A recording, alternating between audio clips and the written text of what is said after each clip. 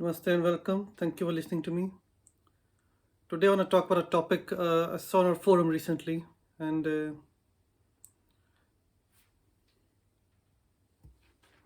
so this person asked a question that he says, I sit in meditation and I face all these problems about my work and my life and my relationship.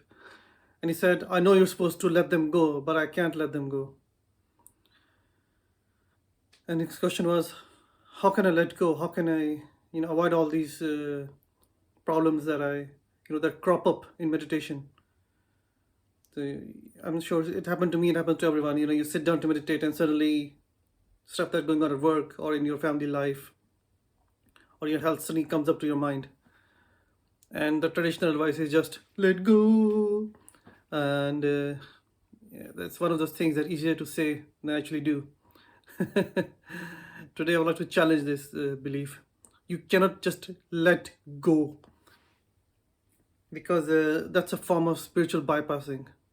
Spiritual bypassing, if you haven't heard, is when you try to use spirituality to hide from your problems. Yes. So if you have problems in your life and you think, oh, when I become enlightened, all my problems will go away. That's spiritual bypassing, or pretending that you can transcend your problems. At one level, yes, your problems will be transcended. That at one level it is true, but it's not. For most people, it's not the absolute truth. You won't be able to, you can't. For most people, they're not transcending the problems. They're suppressing them down. They're pushing them down. Just pushing it out of my mind. Oh, it's that's not transcending. Yeah. When people say learn to let go, letting go is to our attachment to our thoughts, our beliefs, our thinking patterns. You have to let go of that. So we all have thinking patterns, like I'm a good looking man, or I'm an ugly guy, nobody loves me, or I'm a liberal, or I'm a conservative, or you know, I'm a strong man, or I'm a attractive woman, or these are the sort of beliefs we have, or the worst sort of beliefs are the one in which you are the victim. The whole world is against me. Everyone is out to get me. They all hate me. Nobody loves me. I'm so alone. So these are the beliefs and thinking patterns. They're usually subconscious, but they drive everything you do. And people, people who usually fail in life, they usually sabotage themselves because of these unconscious beliefs. Just to use an example, I've seen many times. Somebody starts a business, and the business is going up and booming. They're getting customers, and the media is excited, and everybody's happy for them.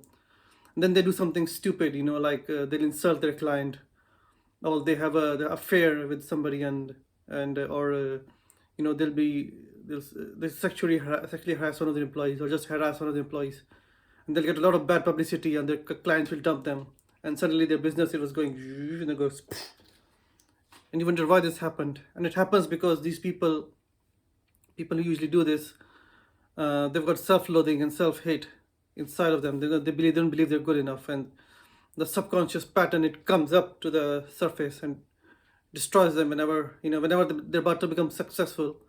It clashes with their inner beliefs that they're not good enough, and so the inner belief always wins. The subconscious is stronger than the conscious mind. You can say I'm spiritual or I'm successful all you want, but if inside you don't feel that way, your subconscious will crush you.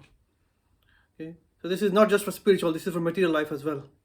So when we say let go in spirituality, you're supposed to let go of these beliefs, these thinking patterns that have you enslaved, that they grip you by the skin and won't let you. You have to let go of those beliefs. It doesn't mean ignoring the outer world. If you have problems in the outer world, you have to face them.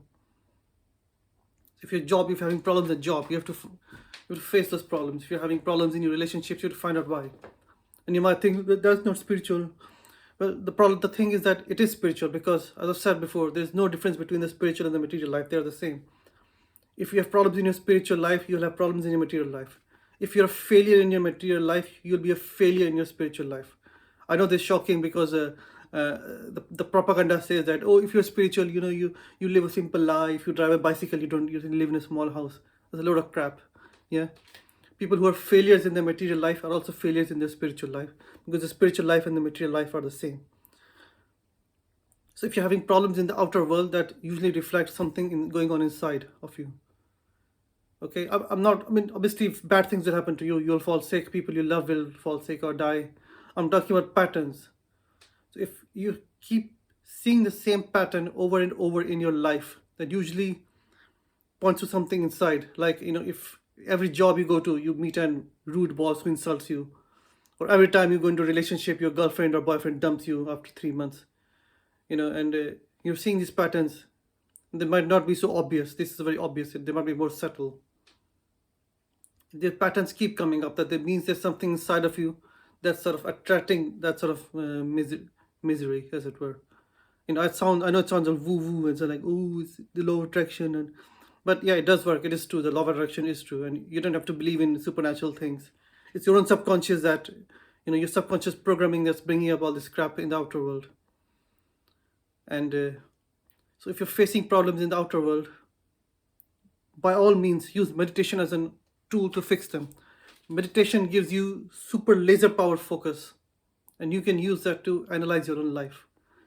And if you're having problems at work or relationships, that meditation is a good time to study those problems.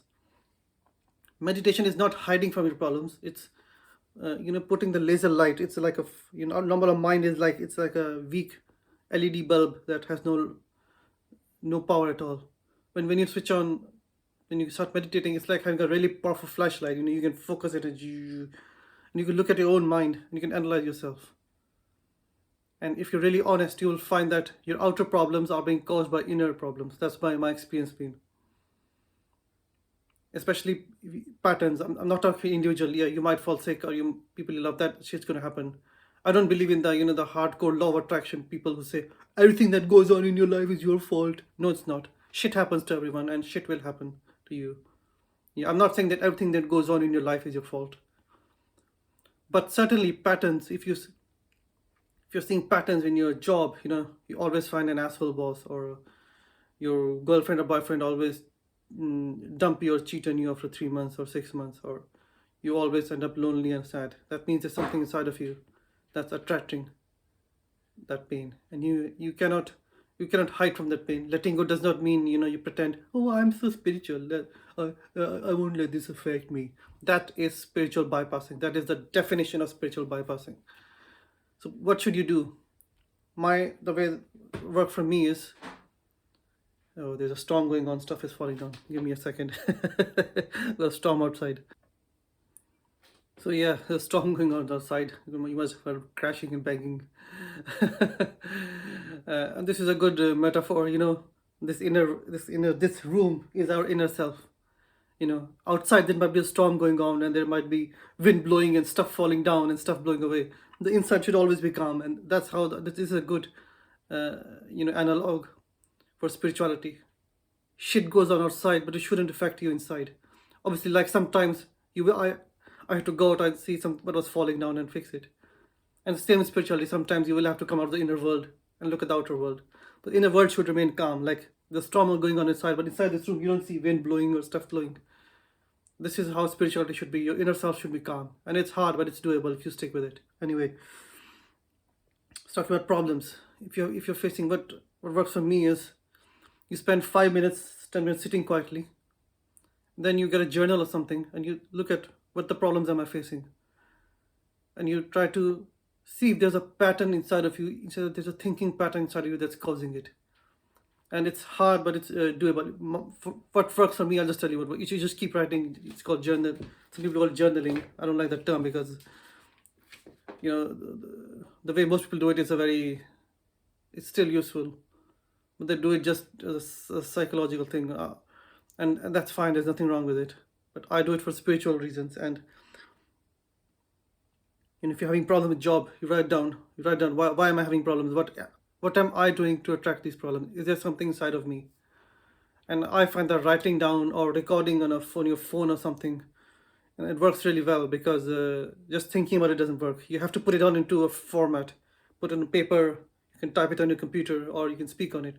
But write down, what are the problems that are causing me? Why these problems that I'm having outside? Is there an inner cause to them? How can I fix them? And sometimes there will be no inner cause. Sometimes it's random shit. Yeah.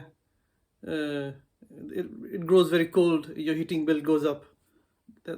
There's no pattern to it. There's no spiritual reason behind it. There's nothing. It's just shit happens sometimes. Yeah, you'll fall sick. You maybe you go for a jog. You'll twist your leg or something. Shit will happen. But what you want to do is you want to be very attentive to this pattern. If you're writing it down everything daily, the first thing writing it down is it gives you confidence. Because if you try, normally what we do is when we feel bad or something, we keep it bottled inside and it grows stronger and stronger till it bursts out. So writing stuff down, it helps you relax and understand your emotions, and that's good. That's good from the psychological point of view. Journaling works, but I want you to go one step beyond that.